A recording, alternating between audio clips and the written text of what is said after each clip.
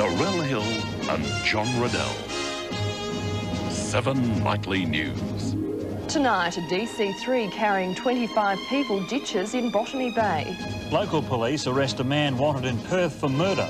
And more Modra magic performed at Football Park. Good evening. Also tonight, Bosnian Serbs observed the UN deadline to quit Gorazda. But first, an amazing tale of survival in Sydney today, with 25 people escaping serious injury when a passenger plane ditched into Botany Bay. The South Pacific Air DC-3 crashed moments after takeoff. Quick action by local fishermen and boaties is credited with averting a major tragedy. The biggest emergency operation at Sydney Airport in years swung into action just after 9 this morning. The drama captured on film when a photographer from the Australian newspaper had the presence of mind to take these photos in what could easily have been his last assignment. Fishermen became rescue teams, saving all 25 people from the ditched DC-3. Amazingly, all survived to tell a terrifying story.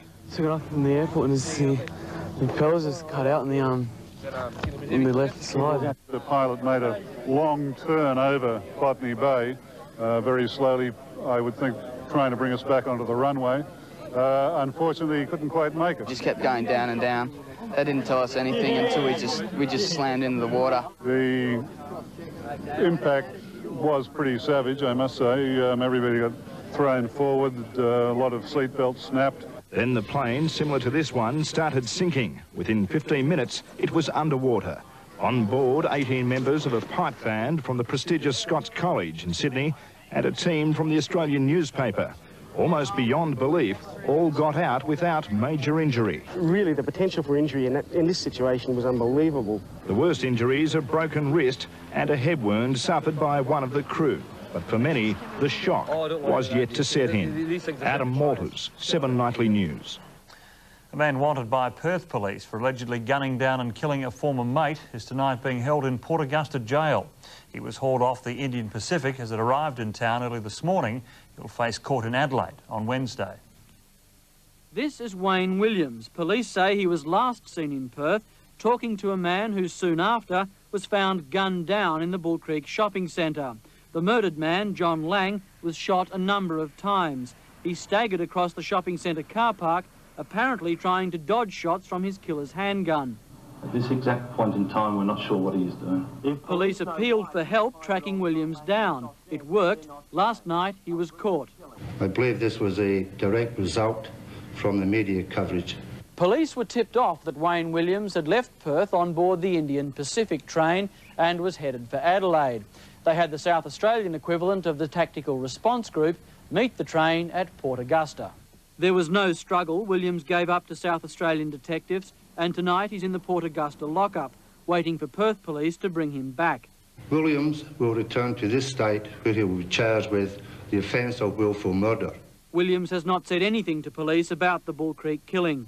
John Mort, 7 Nightly News. Fine and dry conditions around the state are keeping the country fire service busy well into autumn. Today, fire crews were called to Lower Hermitage, northeast of Adelaide, where a house was surrounded by fire. 5 CFS units were used to battle the blaze. It was brought under control just after 1 o'clock. About 5 hectares of grass and scrub were burnt, but the house escaped any major damage. The fire ban season finishes at the end of this month. South Australia is leading the nation in the housing stakes. That's according to a new housing survey, which puts us at the top when it comes to confidence in our building future. The housing market is regarded as one of the most important economic indicators in South Australia, and the news is getting better. The Housing Industry Association's latest survey of home builders shows almost 60% expect to increase their sales in the next 6 months. That's a jump of more than 10% since late last year, and the highest figure in the country. With the building industry, there's a very strong multiplier effect. It flows through into jobs, it goes into the retail industry, and so it's a very positive benefit. People spending their money in this way, most of it stays in South Australia, and that's the very good part. The survey also looked at the past 6 months and found that half of the state's builders had recorded a lift in profits. Importantly, 40% of builders surveyed said they plan to increase their employment levels. But the industry's future relies on interest rates. which the government is keen to keep low. As long as the interest rates stay low, then people will continue to build their houses. They'll continue to invest in their homes, and that means that the flow-on effects into the economy will be very, very strong. Philip Martin, 7 Nightly News. A new ceasefire in the besieged Bosnian town of Carriage appears to be holding. Bosnian Serbs have pulled back from the UN safe haven after a NATO deadline threatening airstrikes passed this morning. A UN spokesman says peacekeepers are deploying on a perimeter 3 kilometres from the centre of Carriage. The town has been the target of a 3-week Serb offensive that's killed more than 700 people. Fragile peace in the lead-up to South Africa's election has been shattered. At least 2 African National Congress supporters were slaughtered when they tried to campaign in the Zulu Inkatha Party heartland.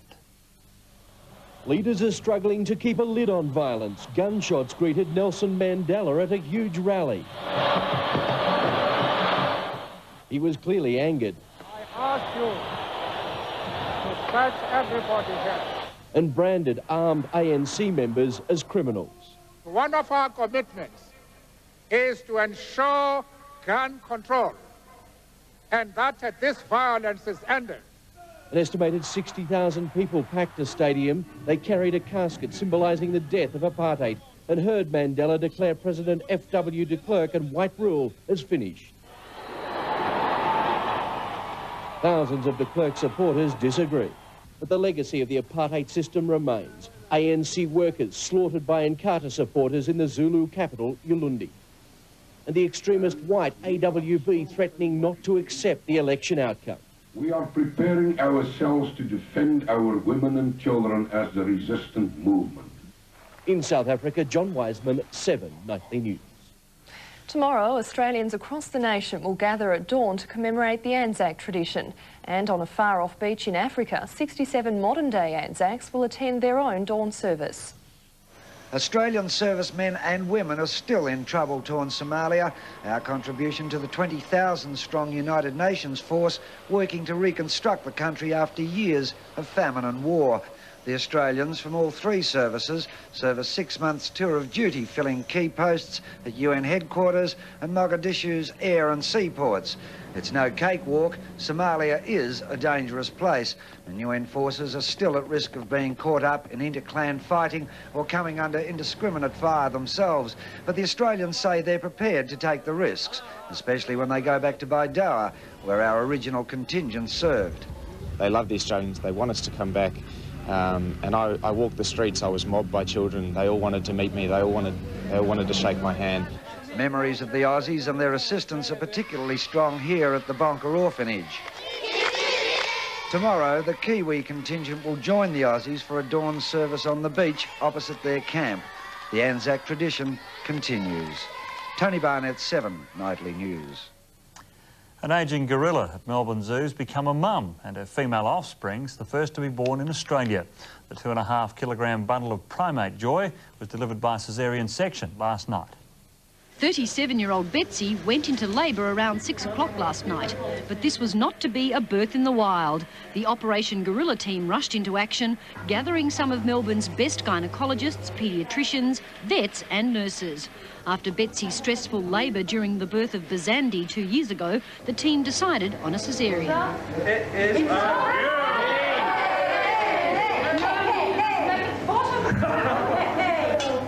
It was an emotional moment, particularly for keeper Uli Weir, who raised Missouri and Bazandi. It's a girl. That's the future of Melbourne Zoo. The baby was quickly united with Mum, doing what comes naturally. There we go. There we go. Yay! Like her brother, she'll be named by a national competition, so keep in mind her origins are African. Today, her 10-year-old father, Matabo, was wondering what all the fuss was about. Lena Caneva, 7 Nightly News. Well, it's a relatively unknown sport, but it's one of the toughest around, carriage driving. The national championships are being held in the Adelaide Hills this weekend, and the competitors are so pacey, they could give Ben Hur a run for his money. It's rough, tough and at times dangerous for horses and crew. Prince Philip helped popularise carriage driving, and overseas it commands a huge following. Here in Australia, it's just taking off, with 60 teams competing at the national championships. Skill, patience and endurance are essential for success. A special bond also develops. Well, these 4 ponies would be the most sportest ponies in the whole of South Australia, I'd say. And the drivers scoff at suggestions it's too tough on the animals. My ponies come first all the time. If I think they're under stress or hurt, they're out immediately. The 3-day championships finish tomorrow. Kim Wheatley, 7 Nightly News. The Crows have another major injury problem. Bruce has the details next in sport. And Adelaide City storms into its 3rd straight grand final.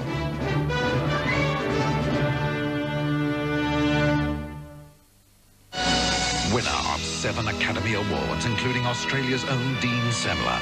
Kevin Costner's personal version, including 50 extra minutes of wonderful scenes. Dances with Wolves starts 8:30 Monday on 7.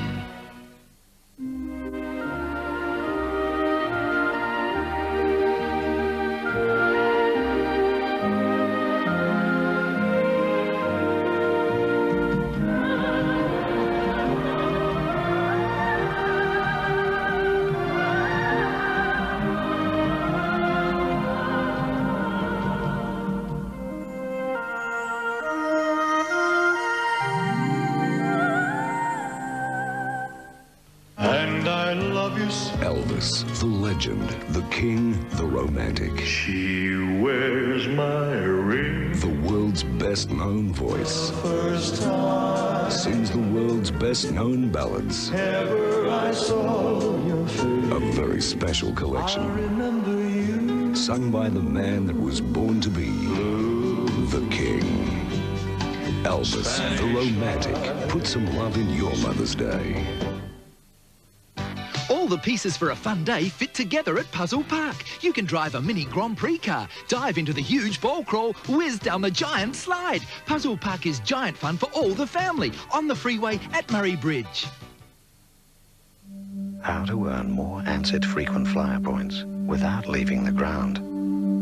Simply use your Diners Club card. When you pay for a restaurant, when you're out shopping, for car hire or your petrol, all your accommodation bills, and even when you buy an airline ticket. Because with Diners Club, you earn valuable ANZIT frequent flyer points every time you use it.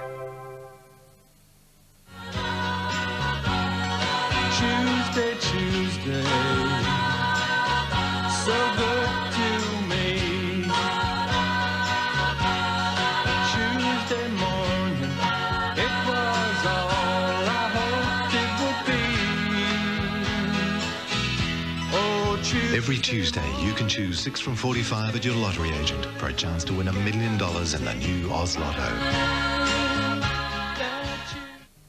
Golden Grove speaks for itself. The land was very affordable up here. And there's just great community spirit. There are so many families here. And you cannot find a place that isn't beautiful. Yeah, you don't have to travel out of the suburb. Everything's so convenient. it's all there. It's so close. And I don't feel I need to go to the plaza now. The kids have got friends within walking distance. That's what I like. They've got plenty of open space, lots of kids to play with, and it's just great. We let Golden Grove speak for itself. I think it's living in the country, but so close to the city. Tonight, I'll be dropping in. The water's over there. How you doing, Trooper? Leslie Nielsen in the first release comedy smash. Is this some kind of bus? Very impressive, yes. Step on it. Make it again 2.5, 8:30 tonight on Channel 7. Good evening. Mark Bickley has broken his foot and will be sidelined for 8 weeks. It was another disappointment in what was an awful first half for the Adelaide Crows. If you're watching our replay and don't want to know the final score, please look away now. Footscray had a sensational second quarter, holding the Crows scoreless. Here are some highlights. There was plenty of action in the first half as the Crows kicked with a slight breeze, and loose checking enabled them to take the initiative. Mark Bickley dealt Richard Osborne a fierce blow, but the former Lion and Swan got up to goal in his comeback game. Matthew Liptak replied shortly before the first break to give Adelaide a handy 15-point lead. Liptak bounces through, goal. But what was to come in the next 25 minutes stunned the full house at Football Park. The disaster began when Sean Wren collided with Paul Rouvray. The backman suffered mild concussion and was forced from the ground. But it seems Rouvray wasn't the only one who was concussed. Footscray ran amok as the Crows' game plan disintegrated.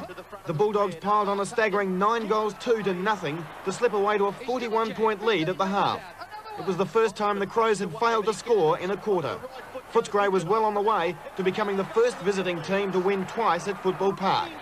Tony Modra revived the home side's hopes after the break, but with Bickley and Wiedemann benched with injury, the Crows clearly had the job in front of them. Dion Heyman, 7 Nightly News.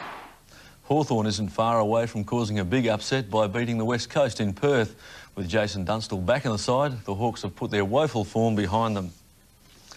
Adelaide City will meet Melbourne Knights in next week's National Soccer League Grand Final. The Zebras continued their dream run with a 2-0 win over South Melbourne.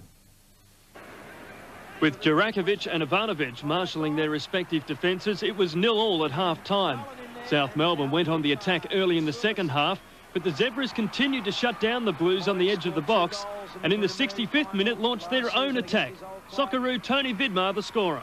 Vidmar lines it up and calls it in there! Hassler almost had a quick reply from the free kick, and Tassios had a long-range blast. But a critical mistake at the back allowed Hassel to get Adelaide second. Hassel, this will bury it, and it will! The Zebras will now meet minor premier Melbourne Knights in the grand final at Olympic Park next week. David Loudon, 7 Nightly News. The Adelaide 36ers' run of bad luck continued last night when they were beaten not by seconds but by inches. A Mark Davis bomb on the buzzer looked like it had sent the game against the Giants into overtime, but his foot was on the line, giving the visitors victory by the smallest margin. A packed house for the Sixers' first home game, and they got what they wanted until the very end. The Giants relied on their big guns, but in the first term neither side was able to assert authority. The second quarter was dominated by the umpires. At one stage they'd called 14 fouls against the Sixers to just 4 against the Giants. By half-time Dunlap had used all 10 players. Maley threatened to blow Adelaide away in the third, but some outstanding aggression by Chris Blakemore kept the Sixers in touch, and 8 unanswered points put the home side 2 in front with a quarter to play. It went basket for basket in the last. Maley's 30th point with 2 minutes left tied the ball game, and with 30 seconds to play the Giants got out by 3. But Adelaide had possession. Rose missed and Ma missed, but on the siren Davis made the big one. The crowd erupted, believing it was a 3-pointer, which would have sent the game into overtime. However, the umpires signalled only 2. It was the correct decision. Davis's foot was on the line. The Giants got home by 1. Andrew Kay, 7 Nightly News. America's Kevin Schwantz has won the Japanese 500cc motorcycle Grand Prix. He beat home Australia's Michael Doohan, but second place was good enough for the Aussie to climb to the top of the championship standings. Meantime, Queensland played host to the 5th round of the touring cars. The Lakeside car wars started early when Peter Brock tried to squeeze between rivals at the start of the first Shell Series race and made Tony Longhurst a part of his skirmish. Glenn Seaton won the restart, but was stalked and then passed by local hero Dick Johnson on lap 14. He then fell into the hands of John Bow, who was less accommodating, spinning Seaton out of the way. Bow deflated a tyre during the accident, and as Paul Morris and Thomas Mazzera attempted to pass, they touched, catapulting Mazzera into the wall. Johnson went on to win after turning in the drive of the season. Bathurst winner Larry Perkins won the start of the second heat over Johnson, who chased down the leader, only to spin an oil dropped by a slower car. Alan Jones and Wayne Gardner joined the off-track adventures as Perkins led Jim Richards and Peter Brock to the wire to take overall points on the day. Mike Raymond, 7 Nightly News. Perfect weather and a good swell has again made the Billabong Junior Surfing Series on York Peninsula a success, but the glory has gone interstate to Queenslander Jai Gofton. The remoteness of the Innes National Park was forgotten, the good waves making all the difference. And plenty of the country's best young surfers had travelled a long way just to compete. The Billabong Series is seen as the stepping stone to pro ranks, and competition is fierce, never more so than in this afternoon's final. With an increasing swell, Jai Gofton made his intentions clear very early with the pick of the waves. Fellow Queenslander Jay Phillips was taking time to get used to the change in water temperature, while New South Welshman Nathan Webster and Chad Ryan waited for the chance to catch up, Ryan scoring the highest wave of the contest halfway through the final.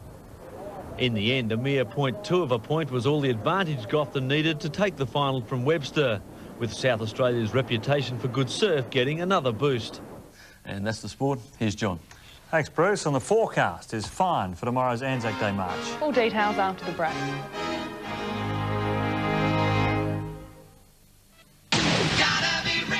She's married to one of the world's richest and most powerful men. I wanted to go up to that commission yesterday and slowly throttle some of their necks. Conrad Black's wife, Barbara. Is your husband a liar?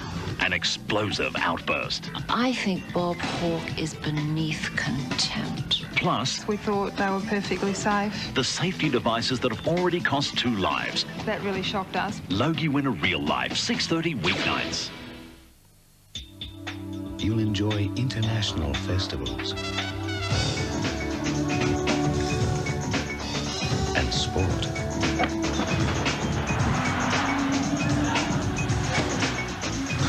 You'll experience unique cultures and natural wonders.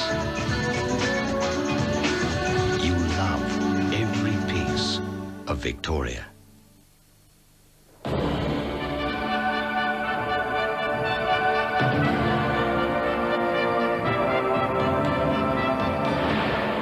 It's Mega Mac time. With 4 all-beef patties, it's bigger than anything. Gonna walk down every street and knock on every door. Because I can.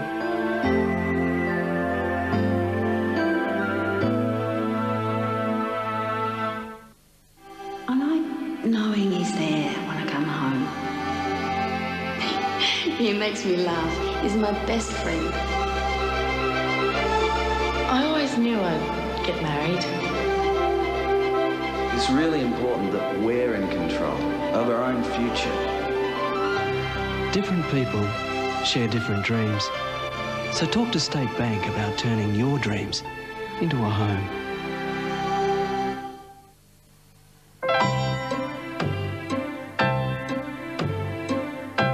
No matter how you look at it, no matter which perspective you take, there has never been a better time to invest, to experience, to enjoy, to drive a BMW. From any point of view, the BMW 3 Series. Now available from just $695 a month. Contact your BMW dealer now. It's footy season at Kmart, and you can kick off with AFL-approved footballs. Fantastic team caps with your club's logo. And don't forget umbrellas for those wet days. Great team T-shirts to show them who you support. Scarves in your favourite team's colours. And club socks, shorts and jumpers to fit Rovers to Ruckman. Because when it comes to footy gear, you'll kick a goal with Kmart. With any purchase over $400, you can pay nothing for 3 months from Bob Jane T-Marts. No deposit, no charges, no interest. And now no excuses for unsafe wheels and tyres. Bob Jane T-Marts, the most trusted name. Tonight's weather is brought to you by Bob Jane T-Marts. Well, it was a slightly warmer day than expected. Adelaide's maximum was 29.6 at 3 o'clock this afternoon, after a low of 10.6 at 6:30 this morning. And currently it's 23 degrees in the city. It's been fine and mostly sunny around the state, with maximum temperatures above average. They ranged from 19 degrees at Cape Northumberland up to 33 degrees at Ceduna and Cyancutta. The continent was just about cloud-free today. There's a weak front south of Western Australia and a large area of clouds south of South Australia. That high in the Tasman Sea is moving very slowly and is still directing northerly winds over our state. Fine and warm to hot conditions will continue for tomorrow before a cool change with isolated showers passes over the southern districts late on Tuesday. There'll be a shower or two in Perth tomorrow and also in Hobart, but it's going to be fine in all other capital cities. South Australia will be fine and warm to hot tomorrow. The north to northwest winds will freshen in the south and it will become cloudy ahead of that approaching change. Seas will rise 1 to 2 metres in the south tomorrow. Locally, variable winds 5 to 10 knots overnight with seas less than half a metre. Tomorrow, northeast to northwest winds 10 to 15 knots, seas up to 1 metre. But it should be a great day before the clouds roll in. After a low near 13 degrees tonight, it'll be warm in the city tomorrow with a maximum somewhere near 30 degrees. That cooler change will develop on Tuesday, dropping the temperature to 23 degrees, then further to 20 degrees on Wednesday and Thursday with a few showers. And good luck to the Marchers tomorrow. That's all from the news desk. Now it's back to Bruce with the second half of this afternoon's match from Footy Park. Good night. Thanks, Jack. Well, at half-time, Adelaide trails by 41 points, so the boys have their work cut out. Let's go back to Football Park for the second half.